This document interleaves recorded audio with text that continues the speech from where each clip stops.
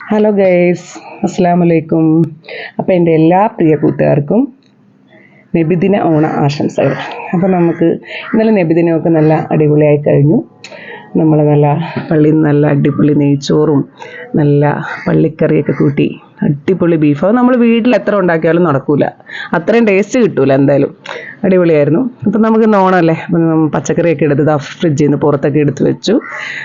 വെള്ളരി അരിഞ്ഞിട്ട് പച്ചടിക്കായിട്ട് അത് ഒരടുപ്പത്ത് വെച്ചിട്ടുണ്ട്. ചോറ് അടുപ്പത്തിട്ടു.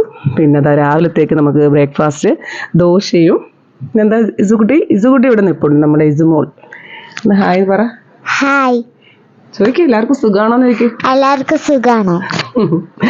അപ്പോൾ നമ്മളിതാ സാമ്പാറിനായിട്ട് കുക്കറിലേക്ക് പച്ചക്കറിയൊക്കെ അടുപ്പത്ത് വെച്ചിട്ടുണ്ട്. പിന്നെ ഇതാ ഞങ്ങളുടെ വീടിൻ്റെ തൊട്ടടുത്തിന് അസോസിയേഷനിൽ ഓണപ്പൂക്കളം ഇട്ടതാണ്. നബിദിന ഓണാശംസകൾ എന്നൊക്കെ എഴുതിയിട്ട് അടിപൊളി, നല്ലൊരു മതസൗഹാർദ്ദമുള്ള ഒരു ഏരിയയാണ് ഞങ്ങൾ താമസിക്കുന്ന എറണാകുളത്ത്. അടിപൊളിയാണ് ഗൈസ്. അപ്പോൾ അവർ ഇട്ടത് അപ്പം നല്ല നമ്മുടെ കുട്ടികളൊക്കെയാണ്. ഇസുമോളും അജുക്കുട്ടനും ഫൗട്ടനും ഒക്കെ ആയിട്ട് അതാ നിൽക്കുന്നത് നമ്മളെ മക്കൾസാണ്. അപ്പോൾ അതാ നല്ല അടിപൊളി ഒരു, ഞാൻ ഷോട്ട് എടുത്തതായിരുന്നു കേട്ടോ, അതുകൊണ്ടാണ് ഇങ്ങനെ കാണുന്നത്. അപ്പോൾ അതൊക്കെ എടുത്തു. അടിപൊളിയായിരുന്നു. എങ്കിലും മഴയാണ്. ഇന്നലെ നബിദിനവും നല്ല മഴയായിരുന്നു ഗൈസ്. പിന്നെ നമ്മുടെ എല്ലാം ഞാൻ വേഗം തന്നെ ആക്കി. ചോറ് കറികൾ ഒക്കെ ആക്കിയിട്ടുണ്ട്. അത് ഞാൻ ഷോട്ട് എടുത്താണ് കേട്ടോ ഇങ്ങനെ കാണുന്നത്. പിന്നെ പുളിശ്ശേരി, അവിയൽ, ഒരുപാട് കറികളൊന്നുമില്ല, അത്യാവശ്യം കുറച്ച് വേണ്ട കറികളൊക്കെ ഉണ്ടാക്കിയിട്ടുണ്ട്. അപ്പോൾ ഷോട്ട് എടുത്താണ് ഇതും ഈ കാണുന്നത്. പിന്നെ ഞങ്ങൾക്കൊരു നോൺ വെജ് സദ്യ എന്ന് വേണമെങ്കിൽ പറയാം. കുറച്ച് ചിക്കനും കൂടെ നമ്മുടെ തീപ്പൊരി ചിക്കനൊക്കെ ഉണ്ടാക്കി അതും വെച്ചിട്ടുണ്ട്. കുട്ടികൾക്ക് അതൊക്കെ ഇഷ്ടമാവുമല്ലോ. വെജിറ്റബിൾ മാത്രമാകുമ്പോൾ അവർക്ക് അത്രക്ക് അങ്ങോട്ട് പോരാ. പിന്നെ അതാ ബീട്രൂട്ട് പച്ചടി, പുളിശ്ശേരി, ക്യാബേജ് തോരന്, സാമ്പാർ, അവിയൽ, രസം, മാങ്ങാച്ചാറ്, പയറുപ്പേരി, ചിക്കൻ, പായസം രണ്ടും ഉണ്ടാക്കി. പരിപ്പ് പായസം ഉണ്ടാക്കി. ഇത് അതാ വെള്ളരി പച്ചടി, പരിപ്പ് പായസം, സേമിയ പായസം, അങ്ങനെയെല്ലാം അത്യാവശ്യം വേണ്ട എല്ലാ ഐറ്റംസും ഉണ്ടായിരുന്നു ഗൈസ്. പിന്നെ നിങ്ങളൊക്കെ സദ്യ കഴിച്ചോ? ഞങ്ങൾക്കിന്ന് ലേറ്റായി, 3 മണി എല്ലാം ആയി വന്നപ്പോൾ. പിന്നെ ഞങ്ങളെല്ലാവരും ഇരുന്നു.